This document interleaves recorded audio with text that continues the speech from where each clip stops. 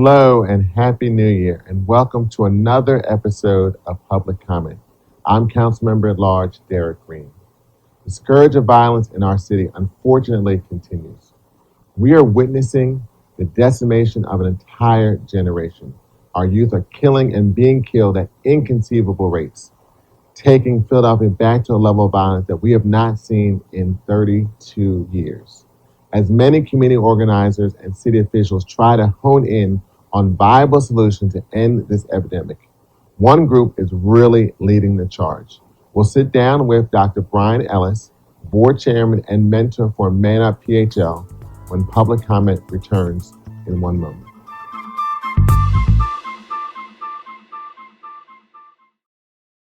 Residents with medical questions can call the Greater Philadelphia Coronavirus Helpline at 1-800-722-7112. The helpline is free and available 24/7 and is staffed by trained health professionals. It's for anyone in the Greater Philadelphia area, including the public and healthcare providers, to help answer questions about COVID-19. That number, once again, is 1-800-722-7112. It isn't always easy saying no to sugary snacks. My kids aren't thinking about how awful diabetes can be. That's why I called Snacks. Because I know that too many sugary snacks can lead to obesity and diabetes. I don't want that in my kids' future. My secret? I tell her that she'll run faster if she eats healthy food. Replace sugary snacks with these healthier options. For more information, visit foodfitphilly.org.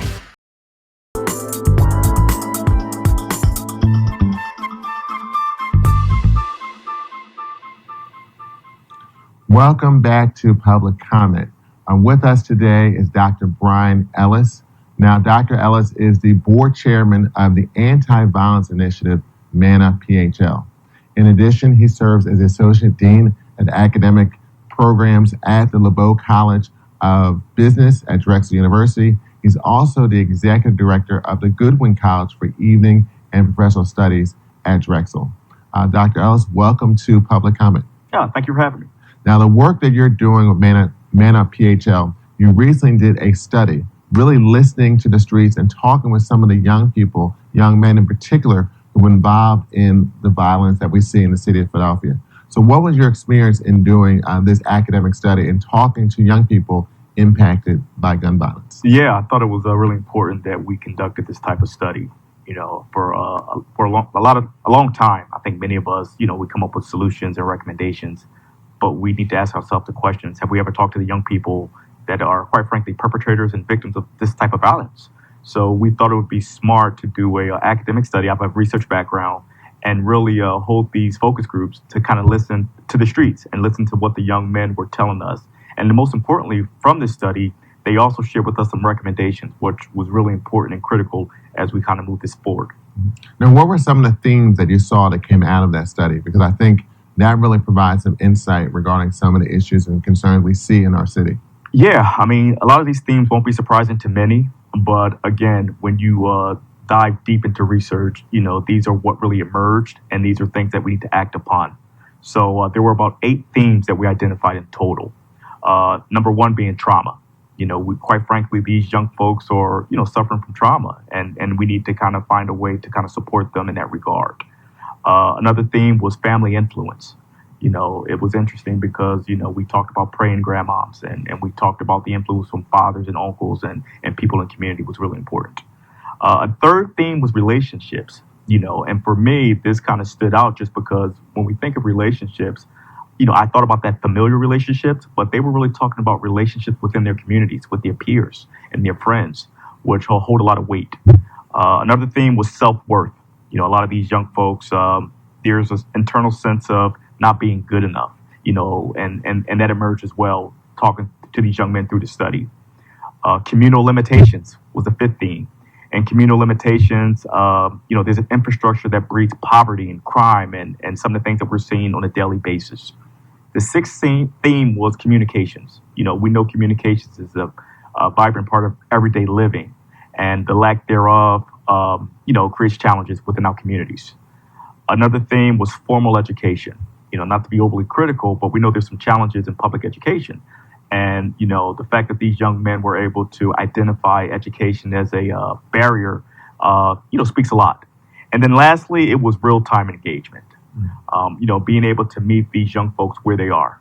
Again, I think, a lot of the old people from my generation, we can sit down and act like we have solutions and think about the problem, but listening to them, we need to kind of meet them where they are, which is really important. And that's why I thought, this study was so important, because you're actually talking with, the young men who are getting involved and sometimes are often victims themselves of gun violence. City Council recently just did a study, 100 shooter study. And I saw a lot of the same themes in that study in your report and talking to young people. And in those conversations, what are some of the ideas that they provided as real solutions to address gun violence in Philadelphia? Yeah, and that's why, we thought it was important to conduct this study, a research study, because, part of this is going to, evolve to, recommendations. And anytime that there's any ask, you want to have that strong foundation as to kind of why these recommendations emerged, which was really important. So ultimately, through this study, and talking to the young folks, 5 key recommendations emerged from the study. And I'll share some of those with you right now. Recommendation number 1 was a partnership with 10 incarcerated leaders within 10 community agencies to address gun violence from the inside out. It's really important that, you talk about listening to the streets, those folks currently incarcerated, they understand the streets and they can provide mentorship and guidance to some of these young folks out here. The second recommendation, which was really critical, was create 300 jobs tailored to those who are most at risk from being involved in gun violence. So again, this is really an ask of the private sector and the business and industry, to provide living wages for these young men. We're talking $35,000 a year, so they can really, live and fulfill some of their hopes and aspirations. One of the young men during the study, I remember saying that, we need to create something better than the game. And I thought that was really, really profound, right? So, this type of support from industry is going to be necessary. A third recommendation was to create a parallel educational experience for middle and high school students who are at risk and impacted by gun violence. Again, we know some of the challenges currently within, the formal education system here in Philadelphia. But Philadelphia is a city full of major universities, and they do some really good things. So how about partnerships where we can really start building some of those bridges to kind of help these young people, almost a parallel educational experience where they can really, we can share with them life skills and how to, maybe if they want to matriculate into higher education or even to the workforce, but really grasping them early on in their, adolescence years and moving forward. The fourth recommendation was to create what we call mental health substations in communities heavily impacted by violence. Again, this speaks to the trauma, and it's one thing to tell some of these folks who suffer from trauma to say, hey, yeah, jump on the bus, we'll meet you. How about we meet them where they are? So to really, if we can develop these substations within these communities, worked and trained by people that look like the people in the community suffering from this trauma would be really important and critical. And lastly, we want to train and develop what we call resource connectors. These are people that are engaged with gun violence, and they'll be tangible alternatives so people, again, talk to and be mentors. But again, they're going to live in these communities. We'll train them up to be able to respond to some of the challenges that face these communities. So those were the 5 recommendations. Excellent. And I've had a chance to listen to some of the stories from some of the participants. Your partner in this work, Solomon Jones, who's the executive director of ManUpPHL, is also has a show in WURD. He's had some of the young men interviewed on his show. And I've really heard the passion and some of the pain and some of the experiences from listening to some of those interviews on Solomon's show. Were there any specific stories or perspectives that you got out of those conversations that really kind of really signify some of the challenges, some of the things that talk or touch on those kind of 8 themes or those 5 recommendations for this that came out of this report? Yeah. I already alluded to the creating a game, creating something better than the game. But even on top of that, again, one thing that really emerged to me was how impactful peer groups are. And again, maybe I should have, suspected or guessed that, but I really didn't. And some of the things that happen in our streets are a result of things that happen to friends and peers in the neighborhoods. And And if you don't grab these young people at an early age, they fall victim to the streets. That was a theme that emerged as well, when you kind of hear the passion and the story about some of the experiences.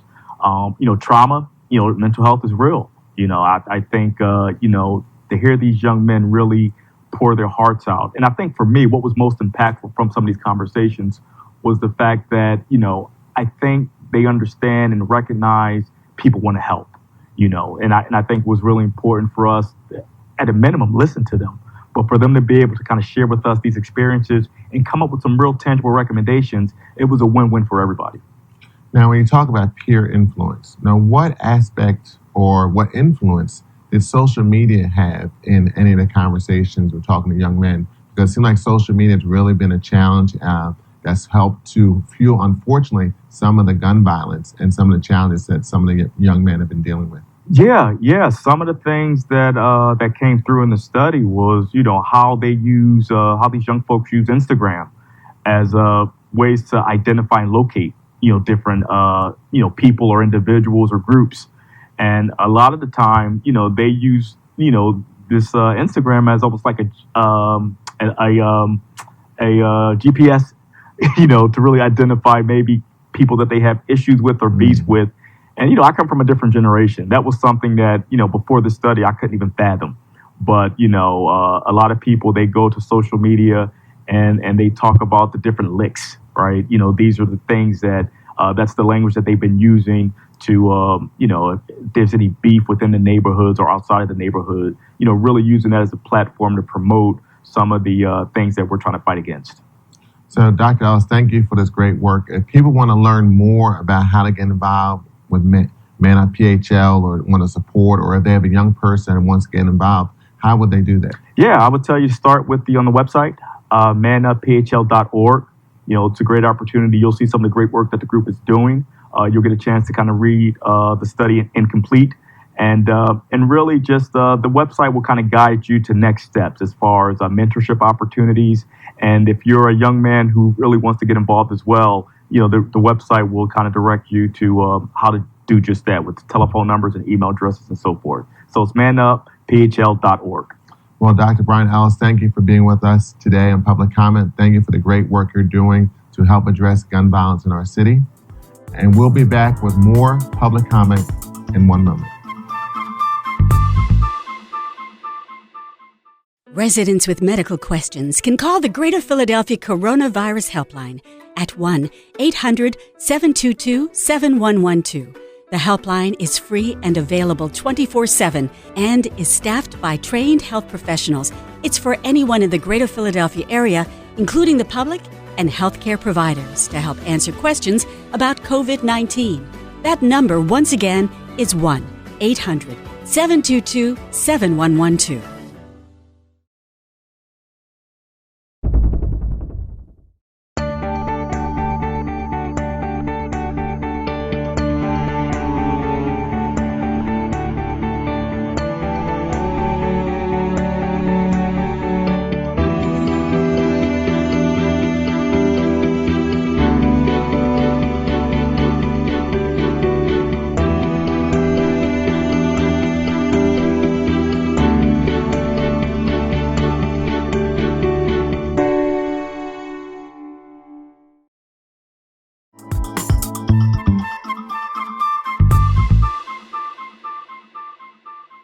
Thank you for joining us for another episode of Public Comment.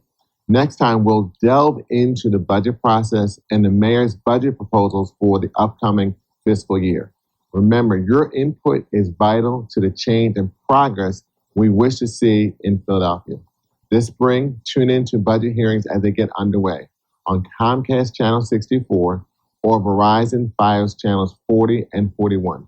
You can also watch us online at phlcouncil.com/watch. Until next time, I'm Councilmember at Large Derek Green. Be well, stay safe, and take care.